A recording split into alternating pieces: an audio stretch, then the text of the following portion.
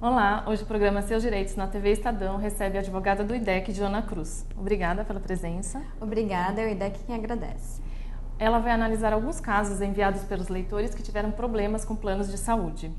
O leitor Tiago Moreira conta que tem um plano de saúde corporativo da Unimed Paulistana e em maio a cooperativa mudou a forma de calcular os reajustes. Ele diz que agora a Unimed Paulistana leva em conta principalmente índices de valores médico-hospitalar e de excesso de sinistralidade. O índice de reajuste foi de 16,30%, muito acima da inflação. Ele gostaria de saber quais são os critérios usados. A Unimed Paulistana informa que não há uma listagem disponível de valores que especifiquem exatamente as variações dos custos e despesas médicos hospitalares. Ressalta que o reajuste aplicado ao contrato não está associado diretamente com a inflação e o índice de 16,30% trata-se apenas de ajuste financeiro da área de saúde. Joana, está certa essa resposta? A Unimed não deveria especificar quais foram os índices, assim, por que houve esse aumento?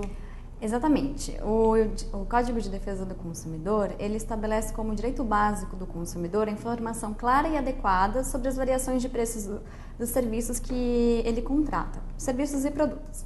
Então, isso quer dizer num plano de saúde que o contrato de plano de saúde, quando o consumidor assina, lê o contrato, deve estar previsto de forma muito clara, adequada à linguagem do consumidor, então sem um excesso de termos técnicos ou sem um excesso de termos vagos, por como que aquele reajuste vai acontecer. Então, os contratos de planos de saúde, eles falam que, geralmente, em sua grande maioria, o reajuste vai ser baseado, como a própria Unimed falou, na variação de custos médicos hospitalares e na sinistralidade. Claro que isso não é claro e adequado para o consumidor entender como que vai ser o aumento do preço do serviço que ele contratou.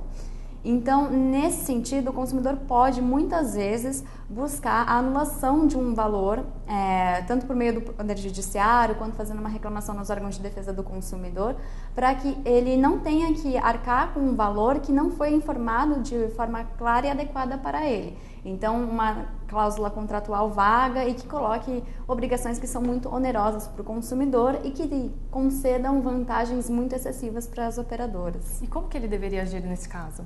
Nesse caso, ele já tomou o primeiro passo, que foi contatar a empresa e pedir esclarecimentos sobre como que aconteceu esse reajuste. Os esclarecimentos foram vagos da empresa, então sinistralidade, variação de custos médicos hospitalares, conforme ampla jurisprudência já dos nossos tribunais, não são critérios claros e adequados para informar o consumidor da variação de preços dos serviços e produtos. Então, ele pode agora se fazer valer dos seus direitos e procurar uma decisão judicial favorável ou não, ele pode também pagar. Fica a cargo do consumidor entender como que ele vai lidar agora com essa questão adiante, mas ele tem sim a possibilidade de procurar os órgãos de defesa do consumidor e o Poder Judiciário. Em outro problema, a leitora Viviane Lúcia conta que adquiriu o plano de saúde Sul América em outubro e que entraria em vigor em 11 de novembro. Mas ela não conseguiu utilizá-lo quando precisou, nos dias 17, 19 e 23 de novembro, quando ela foi internada no pronto-socorro. Ela diz também que recebeu a carteirinha do plano somente no dia 9 de novembro. A Qualicorp, administradora de benefícios, informou que a cliente enviou os documentos para adquirir o plano coletivo por adesão apenas em 2 de dezembro. Mas a leitora disse que nessa data, 2 de dezembro, ela enviou o comprovante da nota fiscal e que a carteirinha só chegou no dia 9 de dezembro. Nesse caso, nessas consultas que ela teve que passar e pagar, ela teria direito de receber? No caso, ela contratou o plano, então uma proposta de adesão que diz que o plano ia passar a vigorar a partir de 11 de novembro.